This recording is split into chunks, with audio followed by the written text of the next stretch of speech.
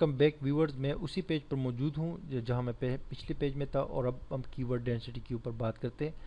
Keyword density basically keyword के मकदार को कहते हैं, यानी कि एक आर्टिकल में आपने कीवर्ड को कितनी बार रिपीट किया है या कितनी बार यूज़ किया है, उसको कीवर्ड डेंसिटी कहा जाता है। मिसाल के तौर पे एक आर्टिकल आपने 500 वर्ड्स का लिखा है और कीवर्ड जो है वो है पेजिनेशन इन पीएचपी, तो इस कीवर्ड को आपने कितनी बार उसमें यूज़ किया है। तो इसकी जो मैक्सिमम लिमिट होती है वो 3% होती है। ठीक है, 3% ने आप 3% से ऊपर आपने इसमें नहीं जाना होता।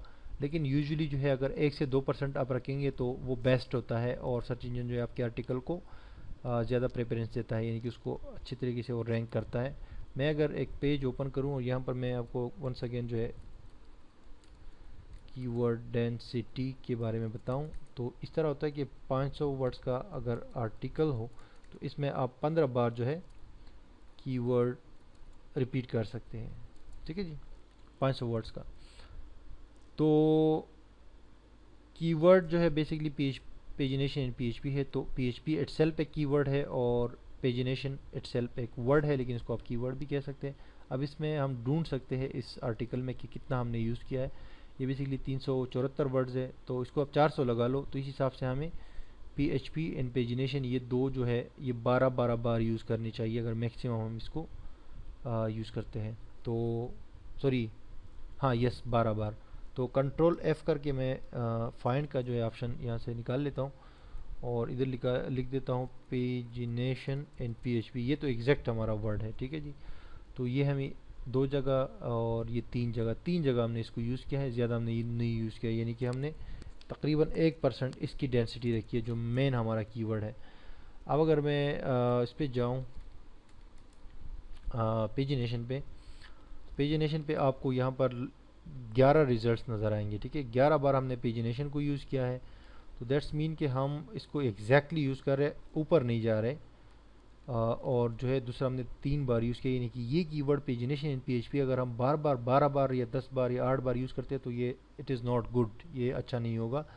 इसको हम 1% ही रखते हैं, जो एग्जैक्ट हमारे कीवर्ड है, जो एग्जैक्ट हमारा कीवर्ड है उसको हम एक ही बार यूज़ करें तो बेहतर है, और बाकी को जो है हम 2 से 3% तक भी यूज़ कर सकते हैं, लेकिन उससे ज़्यादा नहीं। तो ये फिर आपका आर्टिकल बैलेंस्ड रहता है और सर्च इंजन इसको पेनलाइज या बैन नहीं करता, यानी इसके ऊपर कोई पेनल्टी नहीं लगाता या आपकी आर्टिकल की रैंक को जो है डिक्रीज़ नहीं करता। अब मैं पीएचपी को जो है सर्च करता हूँ, पीएचपी, तो पीएचपी 10 बार है। देखिए पीएचपी का टोटल वर्ड जो है इस पूरे के पूरे आर्टिकल में 10 बार है, तो दैट्स मीन कि वो भी सही है, मैंने उसको मकदार में हद में रखा हुआ है, और पेजिनेशन भी सही है, और दोनों को मिला के वो 3 है। तो दैट्स मीन कि आप भी यहाँ पर वर्ड में चेक कर सकते हैं, और ये बिल्कुल मैंने जो लिखा है, हालांकि मैंने कोई जो है इसको चेक नहीं किया था, आपके सामने जो अभी मैंने चेक किया है तो यही मैंने चेक किया है। पहले मैंने लिखा था और मैंने इसको चेक नहीं किया है, क्योंकि मेरी अब आदत बन गई है और मैं जो है चीज़ों को इतना वो समझ गया हूँ कि जब मैं लिखता हूँ तो मुझे पता चलता है कि डेंसिटी कितनी जा रही है और लेंथ कितनी जा रही है, वो सारी चीज़ें मुझे पता होती है, यानी कि जहन में काउंट होती जाती है। तो इसमें आपको ये ही बताना था कि आप जो है कीवर्ड डेंसिटी जो है ये मैक्सिमम जो है 3% होती है, लेकिन आप इसको 1 से 2% रखें तो ज़्यादा बेहतर है, लेकिन 3% से तो बिल्कुल आगे जाना ही नहीं है, ये तो फिर आपके लिए बड़ा मसला जो है खड़ा हो सकता है। तो अब डेंसिटी को समझने के बाद जो अब 2 और चीज़ें रहती है, ये प्रोमिनेंस और प्रॉक्सिमिटी, इन दोनों को मैं आपको नेक्स्ट वीडियो में समझाता हूँ।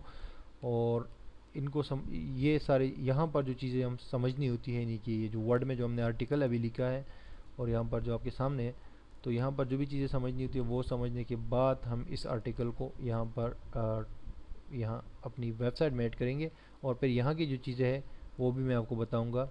तो मिलते हैं नेक्स्ट वीडियो में कीवर्ड प्रॉक्सिमिटी और प्रोमिनेंस के साथ।